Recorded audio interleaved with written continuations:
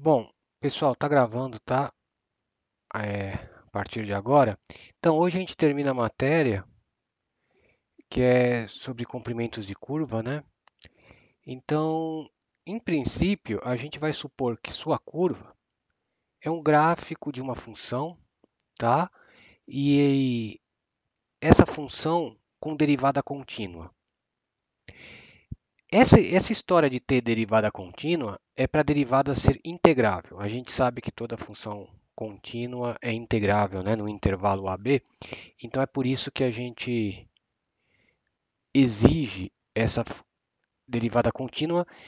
Eu vou mostrar por que daqui a pouquinho, tá? Mas em princípio é para ser integrável, tá?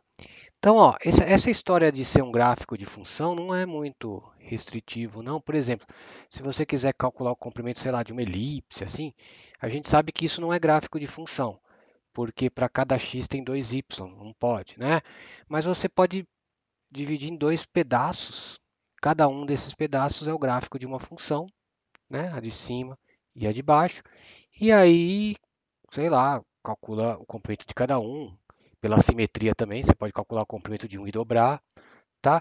Então, isso aqui de ser gráfico de função não é muito restritivo, tá? Bom, então o que a gente vai fazer? É a mesma história da área, do volume, que é dividir essa curva em pedaços menores. Bom, então o que a gente vai fazer? Particiona o seu intervalo AB, né? Supondo que sua curva começa com o x dela em A e o x final em B aqui.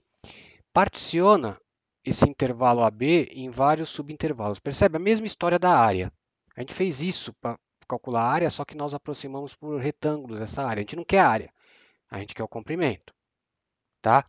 Então, o que a gente faz? Particiona esse intervalo AB e em cada subintervalo a gente vai aproximar a curva por um segmento de reta. Por que segmento de reta? Porque, claro, segmento de reta a gente sabe calcular o comprimento. Tá? Mesma ideia, exatamente a mesma ideia. Então, ó, de A até x1, eu aproximei por esse segmento. De x1 até x2, por esse segmento. E aí, e assim por diante. Tá? Então, olha só, como de praxe, chamei o comprimento de cada subintervalo de ΔXi, tá? E olha só, vocês concordam que o comprimento da curva é aproximadamente, claro, uma aproximação grotesca em princípio, né? É, é aproximadamente o comprimento, a soma dos comprimentos de cada segmento, certo? Então, qual que é o comprimento de um segmento? É Pitágoras, né? O ΔX sobre ΔX ao quadrado mais ΔY ao quadrado e tira a raiz, que é a hipotenusa, certo? Ou você pensa em distância de ponto, ponto a ponto, né? Ou um Pitágoras aqui, tá? É que a rigor, quando a reta for horizontal, né, não vai ter um Pitágoras, mas claro, mas aí um vai ser zero e o outro vai ser o tamanho. Então, isso funciona, tá? É a distância de ponto, né? De ponto a ponto. Certo? Até aqui, gente, tudo bem? Então, o comprimento vai ser aproximadamente a soma dos comprimentos, tá? Desses segmentos, tá? Aproximadamente. O que nós vamos fazer aqui? A mesma ideia da integral, né? A gente vai fazer o tamanho desses subintervalos irem todos para zero. Com isso, você aproxima melhor essa curva, tá? Então, tá? É o que a gente vai fazer daqui a pouquinho.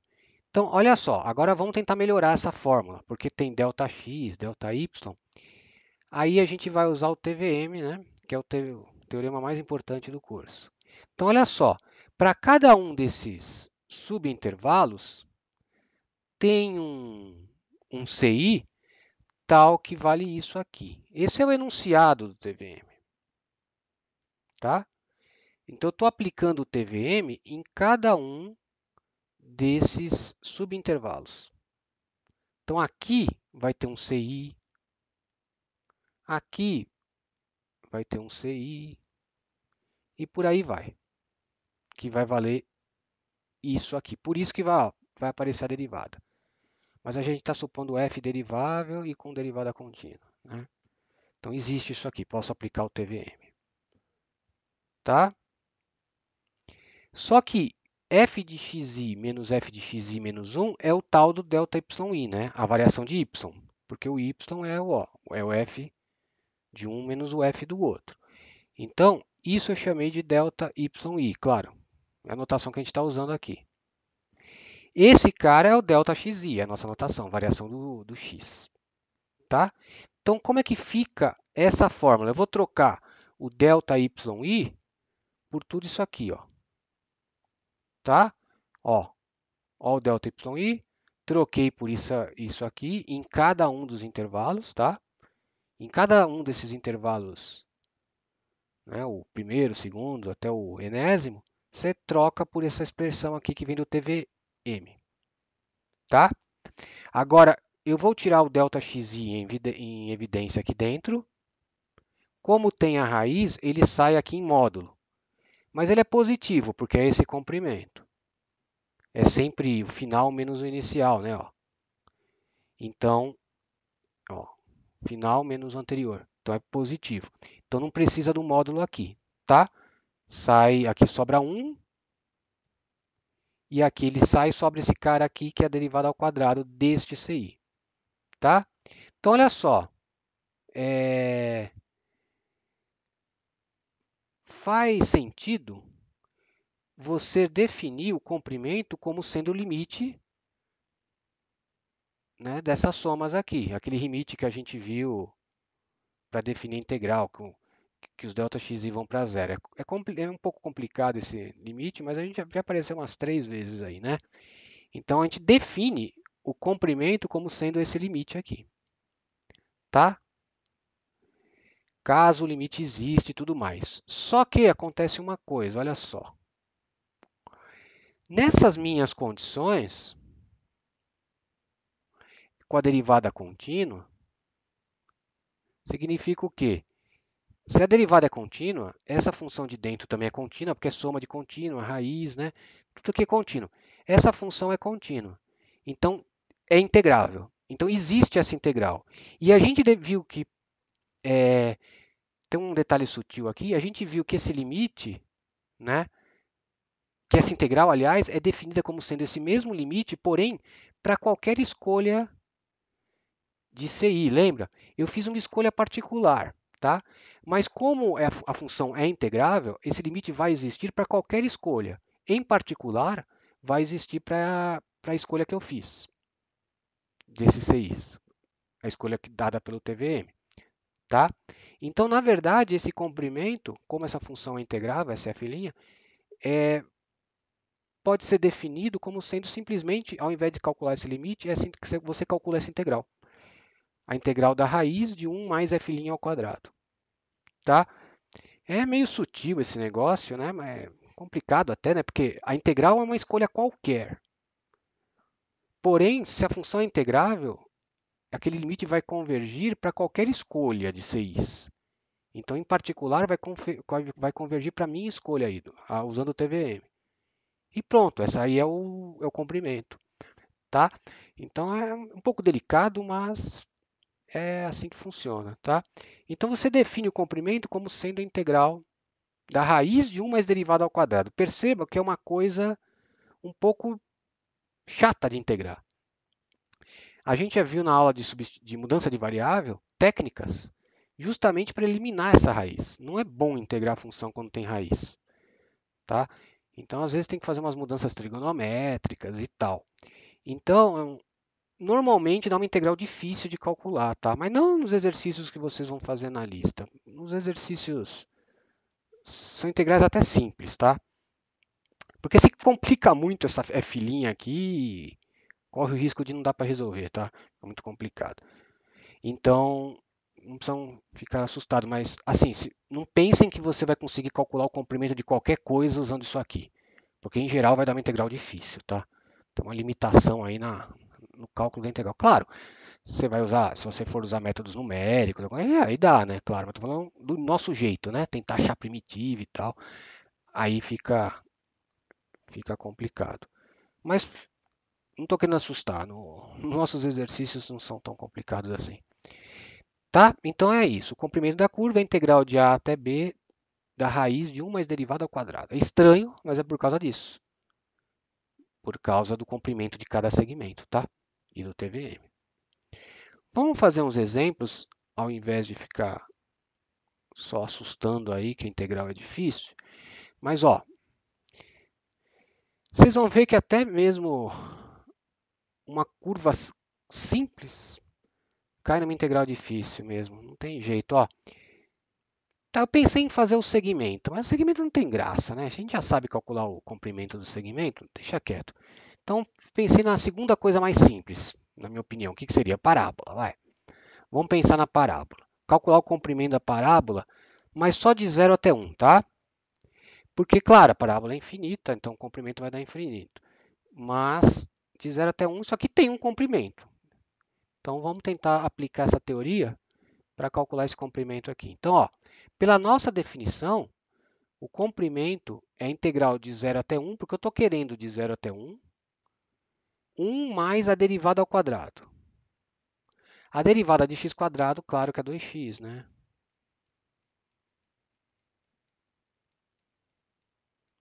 Então, ficou a derivada ao quadrado. Tudo bem que é assim que aplica, gente? Derivada ao quadrado. Agora, olha só. Como eu disse, esse negócio da raiz é um pouco desagradável. A gente vai ter que fazer alguma mudança trigonométrica para eliminar a raiz. Isso aí está na aula de mudança de variável, tá? Eu fiz uns exercícios extras de mudança de variável. Tá tudo lá. É acumulativo, não tem jeito. Então, o que você faz aqui? 1 mais algo ao quadrado, a primeira tentativa é tentar chamar o algo de tangente, para transformar isso numa secante ao quadrado e eliminar a raiz. Tá? Então, eu chamei 2x de tangente de u. Aí, ó, deriva em x, 2 dx. Deriva em u, secante ao quadrado du. Tá? Então, como é que vai ficar a mudança? Depois eu comento os extremos. Olha só. No lugar de 2x, ponho tangente de u. Certinho. No lugar de dx, eu ponho meio secante ao quadrado. Ó, secante ao quadrado du. Ó o meio aqui, eu botei aqui, tá? Meio secante ao quadrado de u du. Poderia pôr aqui, para ficar mais na cara, mas aqui, coloquei aqui para não atrapalhar. Tá, gente? Agora, lembra? 0, 1 tá nos intervalos, tá no intervalo, né? Escrito na variável x. Lembra que tem que, como a gente está mudando para a variável u, você tem que mudar os extremos. Tá? Então, olha só. Eu fiz meio de cabeça. Porque é tranquilo, ó.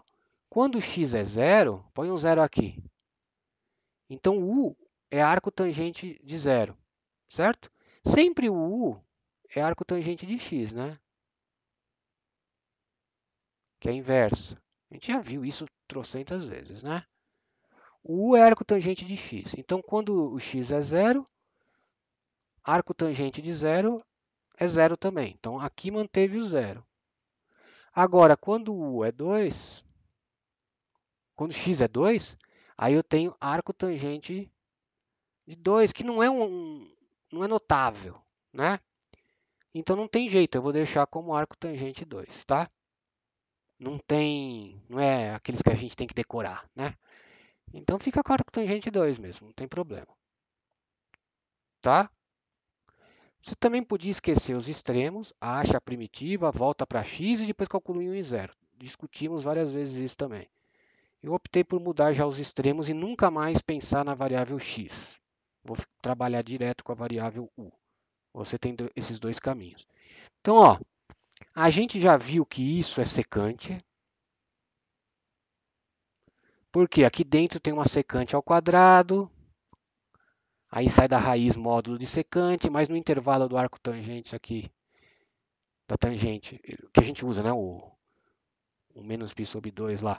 ele é até π sobre 2, ele é positivo, né, o cosseno, e portanto a secante. Então isso aqui não precisa do módulo, é secante. Tá? Já trabalhamos com isso também. Tá vendo? Tudo é repeteco, gente. É só dar uma olhada no que a gente já viu, é a aplicação daquilo.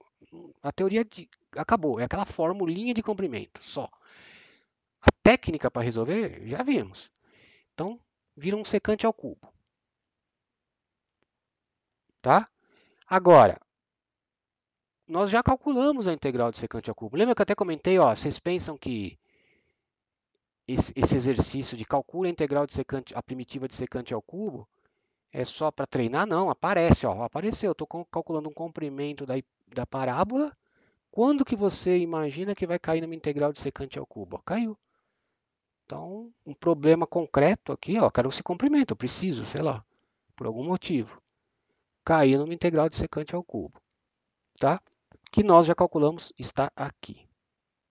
Deem uma olhada lá na aula de integração por partes. Foi calculado na aula de integração por partes. É por partes que resolve isso. Então tá aqui. Ufa. Agora você calcula em arco tangente 2 e em 0. Tá? Esse 2 eu tirei daqui, porque ele vai aparecer duas vezes na diferença, né? Tirei em evidência e coloquei aqui, ficou 1/4, tá? Então não tem mais o 2 aqui embaixo. Então, ó, é aquela história. Lembra, eu vou fazer direto, gente, porque isso já apareceu um monte de vezes, ó. Secante do arco tangente é a relação fundamental, ó. 1 mais tangente ao quadrado, tá? Tá aqui. Aqui, tangente do arco tangente é mais fácil, volta para o 2, porque uma é inversa da outra. Estou calculando já, tá? Tangente do arco tangente e volta. A secante do arco tangente dá isso aqui, tá? Então aqui está esse pedaço. Aqui é a mesma coisa, vai dar ln do módulo da secante do arco tangente, que é isso. É a relação da secante com a tangente aqui. E a tangente do arco tangente que volta para 2, tá? E aí no zero, ó, tangente de 0 é 0, então vai zerar essa parte. Tangente de 0 é 0. Secante de 0 é 1. Por quê? Porque o cosseno de 0 é 1 e a secante é 1 sobre cosseno. 1 sobre 1 é 1. Então aqui fica ln do módulo de 1, que é o ln de 1, e o ln de 1 é 0. Então vai zerar esse pedaço aqui. Fica só essa fórmula feia aqui. Então está aqui a resposta. 1/4 de 2 raiz de 5 mais ln de 2 mais raiz. Falei mais, desculpa, 2 raiz de 5. Ah, não, acho que eu falei certo. 2 raiz de 5 mais ln de 2 mais raiz de 5. Pronto, tá aí. Olha o comprimento da parábola. Coisinha bonitinha aqui. Olha o que deu, né? Esse é o comprimento dela. Quiser com uma calculadora aí, você estime isso aí melhor, tá? Ufa, tudo bem, gente? Certo? Ó, tem que estar um pouco treinado com essas coisas de secante do arco tangente, seno do arco cosseno, sabe? Isso aparece, tá? Isso aparece porque justamente com essa mudança trigonométrica, então a gente precisa voltar. É na hora que volta que aparecem essas coisas, né? Então dá uma olhada nisso. Apareceu, ó, isso está aparecendo desde a aula de funções inversas, lá na primeira parte, tá? Isso. Para a gente isso aqui é igual tabuada, vai aparecer toda hora. Bom, fazer um da lista, a lista de comprimento de aplicações da integral, é a última lista, fazer o 11º, que ele pede para você calcular o comprimento do cosseno hiperbólico, tá? Entre -3 e 4. Tá? Bom, então eu vou revisar um pouquinho. O cosseno hiperbólico ele apareceu lá na lista de exponencial. Tá? Só vou lembrar as propriedades dele. Não vou fazer de novo, né? Mas esse aqui é a definição do cosseno hiperbólico. Essa aqui, né? E essa aqui é a definição do seno hiperbólico de x. tá? Nada mais é do que uma combinação aí de exponenciais, tá?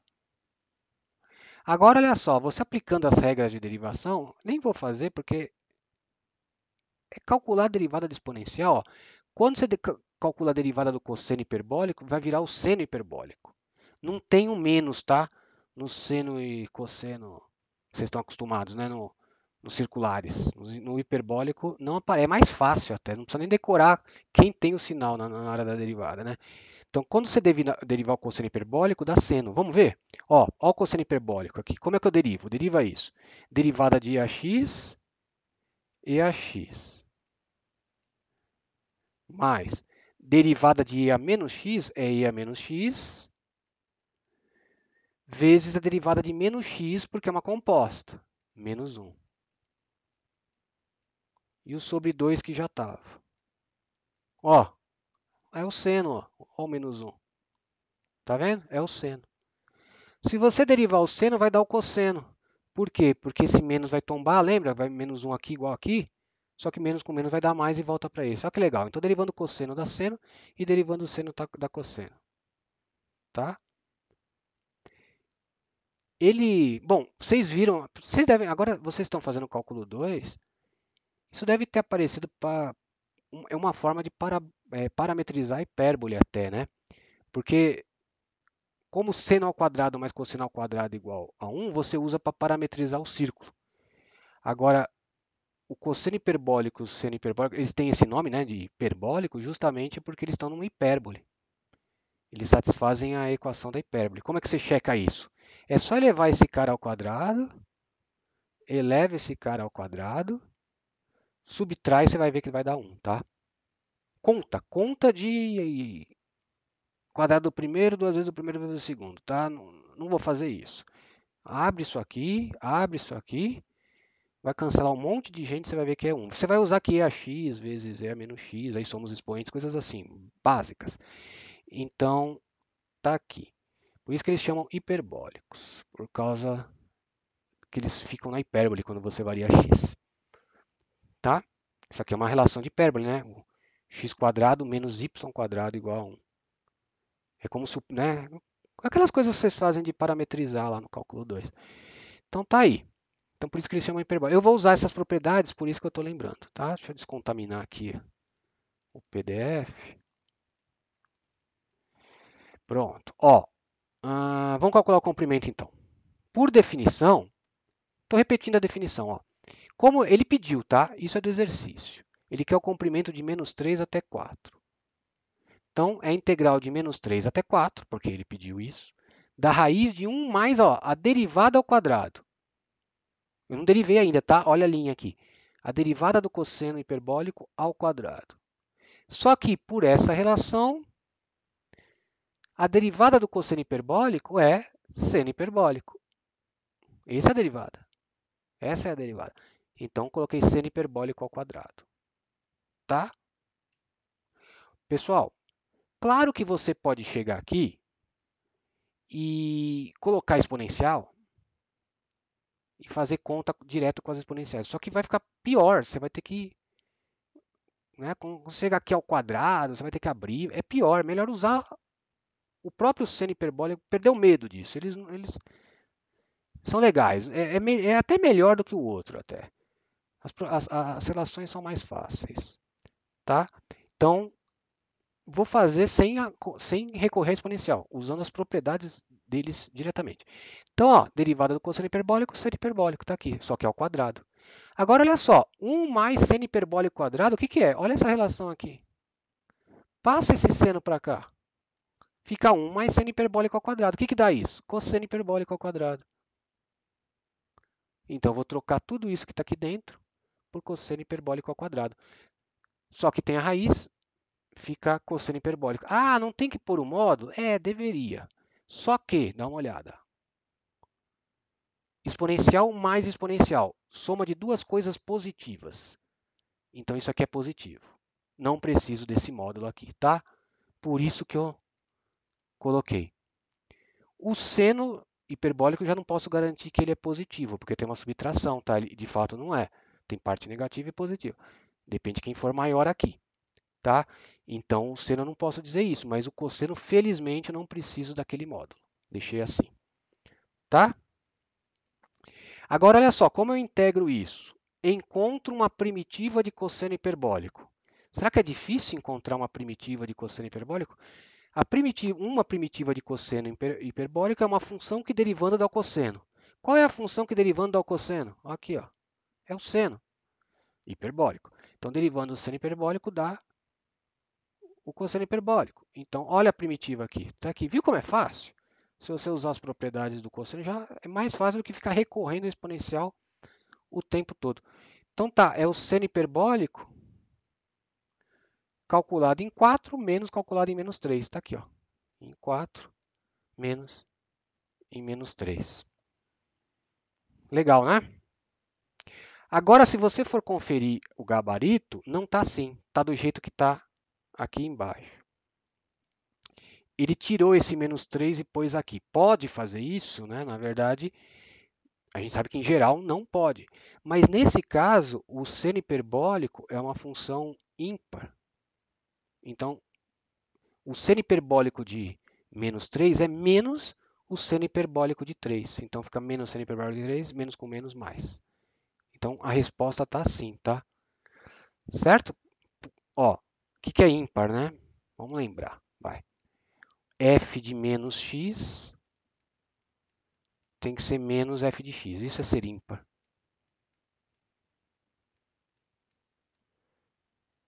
Tá? Então, quer dizer, quando você troca x por menos x, muda o sinal.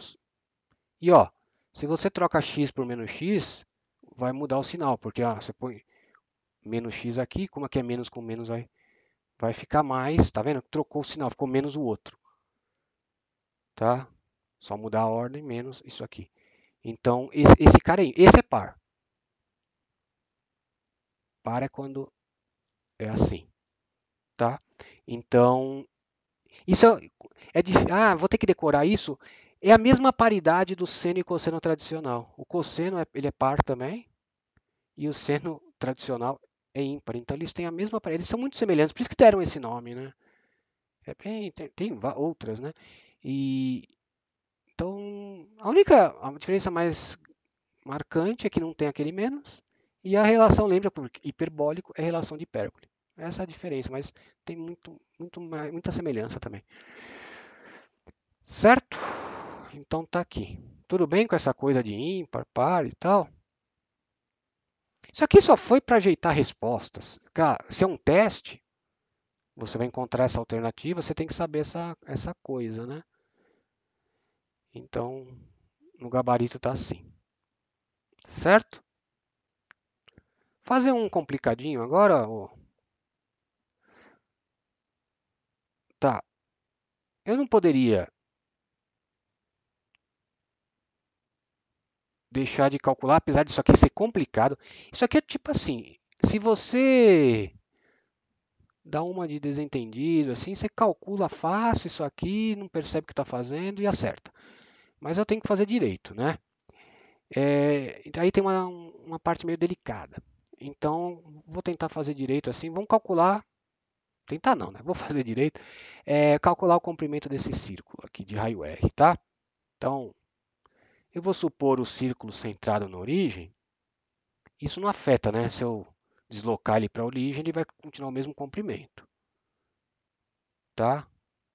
Então, para a equação não ficar menos A, sabe, o centro, aquelas coisas, supor que ele está na origem.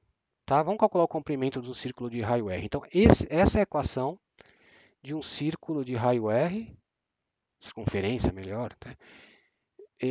Com centro na origem, né, e raio R. Acho que eu já falei do raio. Tá. Agora, olha só. Nossa teoria é para integrar comprimento de gráfico de função. Então, ao isolar o y, você vai perceber que vai aparecer mais ou menos raiz. Então, isso não é uma função, porque tem o mais e tem o menos. Tem dois valores de y para um mesmo valor de x. Então, eu vou pegar só a parte de cima do círculo. Ó, pegar o mais. Ah, podia pegar o menos? Sim, podia. Tranquilo. Mas eu peguei a de cima, tá? Eu não me preocupo com esse menos que aparece aqui. Tudo bem, gente? O círculo, evidentemente, é simétrico, então basta eu calcular o comprimento da parte de cima e depois multiplicar por 2, tá? Isso é importante, essa teoria você tem que ter uma função, aqui não é função. Então eu peguei só um pedaço. Vai ter mais complicações aqui. Vão ter, ó. Vão aparecer aí uns probleminhas. Ó, tá. Olha agora é o primeiro problema. O que eu vou ter que integrar, né? Eu vou ter que integrar, a rigor, a raiz. Ó, vamos, isso é delicado. F' ao quadrado. Então a gente tem que ter a derivada. A gente só aprende, lembra, na definição de integral, a função estava definida de A até B, que era o intervalo que eu estou integrando, tá? Agora, olha só, a derivada dessa função que dá, cujo gráfico é a parte de cima do círculo, não existe nos extremos R nem no extremo menos R, né? Por quê? Lembra, reta tangente aqui é vertical. A derivada seria infinito, mas lembra que infinito não vale para a derivada. Cadê? Então, eu não tenho, a função não tem nas pontas aqui. Então, como é que eu vou integrar algo que não tem nas pontas? Existe uma coisa que seria até melhor eu fazer assim, mas a gente não vê, que é a integral imprópria. Tá? Mas a nossa integral, a integral de Riemann tradicional que a gente está vendo, tem problema aqui. Tá? Eu tenho que ter uma função definida de A até B. Essa minha função f', no B e no A, que seria menos RR, ela vai para infinito, que é a derivada, né? Essa aqui vai para infinito. Então, esse cara aqui, que está dentro, né, está indo para infinito. Então, é o que eu falei, ó. Metade do comprimento é essa integral. Só que tem um problema. Não tem f' nem r e nem menos r. Como é que eu vou integrar algo que não existe aqui? Tudo bem, nas pontinhas, como eu disse, tem uma integral imprópria, daria para fazer melhor. Mas não temos essa teoria, então vamos ter que contornar o problema de outro jeito. Percebe? O círculo é perfeitamente simétrico. Ao invés de eu fazer C sobre 2, eu posso não chegar no R. Eu posso fazer daqui até aqui, por exemplo, um quarto, né? Pego a bissetriz e faço aqui, por exemplo. Esse é um modo de contornar esse problema de menos R a R, né? Então, ó, eu fiz diferente, né? Porque eu quis aproveitar o zero, mas poderia também fazer assim, tá? Olha o que eu fiz. Vê se vocês concordam, gente. Agora é importante. Vamos contornar o problema. Eu vou fazer o seguinte, ó, em vermelho. O comprimento vai ser 8 vezes esse pedaço aqui. Daqui até aqui. Vocês concordam? 8 vezes, né? Aqui é a bissetriz, tá? Onde pega a bissetriz. Né? Pode ver que tem 8 pedacinhos vermelhos. Todo, né? O círculo todo vai ter 8 pedacinhos vermelhos. Tá? Então, olha o que eu escrevi. O 1/8 do comprimento total é a integral de 0 até r raiz de 2 sobre 2 daquilo lá. É só para não pegar esse cara. Tá? Ah, como que eu achei que esse cara é r raiz de 2 sobre 2? É porque o cara, eu estou cortando na bissetriz, né? Para ser simétrico, tem que cortar na bissetriz. Então é quando x é igual a y e está nessa circunferência, né? Então é esse cara, tá? Que aqui é seno igual a cosseno, né? Então é aqui. Certo aí com isso, gente? Senão, tá? Pode ver que esse cara aqui é o cara que tem x igual a y, né? Joga x igual a y nessa equação, você vai ter 2x². Vocês fizeram muito disso no cálculo 2, né? Igual a r², ó. Tá vendo? E aí isola, vai dar isso, tá? X igual a y. Lembra, vocês devem ter feito direto nisso quando estudou as curvas. Estudaram as curvas. Então tá, eu vou integrar c sobre 8, né? Ou seja, 1/8 do comprimento total. Ou eu poderia falar, o comprimento é 8 vezes isso, tá? É que eu coloquei assim, para não ficar carregando esse 8 até o final, tá? Então, é questão de cada um escreve do jeito que acha melhor. Ao invés de ficar c igual a 8 vezes isso, e ficar carregando esse 8 até o final, eu preferi fazer aqui, 1/8 dá essa integral, tá? Agora, a derivada a gente já calculou aqui. Regra da cadeia e tal, substituir, tá? Ah, porque o menos sumiu. Derivada ao quadrado, tá? Então você vai fazer isso ao quadrado, fica x². Isso ao quadrado, some a raiz. Então tá aqui a derivada ao quadrado, tá? Aí quando você for tirar o mínimo, vai ficar r² menos x² mais x², então só sobra r² em cima, tá? E aí, se você dividir tudo aqui dentro, essa fração, divide em cima e embaixo essa fração por r², vai sobrar 1 aqui, e aqui vai dividir por um r², tá aqui. Por que eu fiz isso? É para usar aquela mudança de variável para eliminar essa raiz. Aqui, esse 1, a parte de cima é 1, tá? Eu coloquei dentro da raiz aqui, mas você pode até escrever assim, 1 sobre a raiz, tá? O problema está aqui dentro. X sobre r ao quadrado. Podia ter feito assim, escrito, né? Porque eu vou fazer assim mesmo. Então aqui, lembra? No outro era 1 mais algo ao quadrado, chama de tangente. Agora é 1 menos algo ao quadrado, chama de seno ou cosseno, para usar a relação fundamental. Então, eu vou chamar x sobre r de seno. Então, deriva em u, cosseno de u, du, deriva em x, 1 sobre r dx. Tá? Então, como é que fica essa mudança? Ó, olha aqui embaixo. Vamos fazer aqui embaixo. Dá para ver tudo? Quase. Ó, vamos, vamos nos preocupar primeiro com o que está dentro da integral. Então, aqui vai ficar 1 menos, isso aqui eu chamei de seno, 1 menos seno ao quadrado. E o dx vai virar o quê? Ó, dx vai virar r cosseno de u du. Depois eu falo dos extremos, para não perder o raciocínio. Isso aqui é cosseno também, relação fundamental. Isso é cosseno, então esse cosseno cancela com esse cosseno, que só fica r, ó, fica uma constante. Olha que fácil.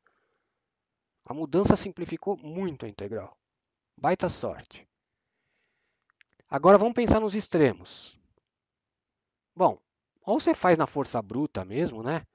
Quando o x é zero, porque ó, lembra, se seno de u é isso, tira o arcosseno dos dois lados, então você vai ter que u é o arcosseno, seno, desculpa aí a letra de mouse, de x sobre r. Então, quando x é zero, qual que é o arcosseno de zero? Zero. Quando x é esse cara aí, divide por... Quem é o arcosseno de raiz de 2 sobre 2? Porque você vai dividir o r, ó. Vai cortar esse r. Quem é o arcosseno de raiz de 2 sobre 2? É o π sobre 4. Tá? Então, por isso que o extremo muda para zero, π sobre 4. Tá? Mas, como vocês já viram cálculo 2, na verdade, lembra, quando você... Na verdade, o que a gente está fazendo aqui, a interpretação desse u é esse ângulo aqui, né? Tá? Por isso que o u deu zero e o π sobre 4, porque na verdade eu estou integrando, tá? Aliás, como eu fiz seno, na verdade é daqui até aqui, tá? Só isso. Tá? Então é o ângulo, é o mesmo, tá? Claro. Mas só para ser mais preciso. Tá? Então é isso. Ufa. A mudança foi. Até agora foi um pouco. Né, um monte de detalhe, né? Mas agora ficou fácil, né? A integral de R em U é RU, né? Deriva RU em U, dá só a constante R, tá? O U some. É igual derivar Rx, né? Só que estou em U. Então fica RU. Agora é RU em π sobre 4 e em 0. Em π sobre 4 é R π sobre 4. Em 0 vai dar 0. Então aqui eu teria um menos 0, mas não precisa pôr, por isso que eu não coloquei. Menos 0. Então tá aqui. Só que isso, ó, gente, calma. Isso é 1/8, é o C sobre 4. C sobre 4 deu isso, ó. Então eu repeti aqui. Desculpa, sobre 8. Desculpa. C sobre 8 deu isso. Então qual que é o comprimento todo? Passo o 8 para cá, fica 2πr. Legal, né? Que é o que a gente já sabia, tá? Então, eis aí o comprimento do círculo. Certo, gente? Se vocês quiserem fazer um bom exercício, que na verdade é meio cópia disso, tentem calcular o comprimento da elipse. Vocês vão ver que vai dar uma fórmula interessante aí, tá? Como um exercício. É repetir o que eu fiz, né? Vai ter um trabalhinho aqui naquelas constantes A e B da elipse, né? Mas nada do outro mundo, muito parecido com o que foi feito aqui.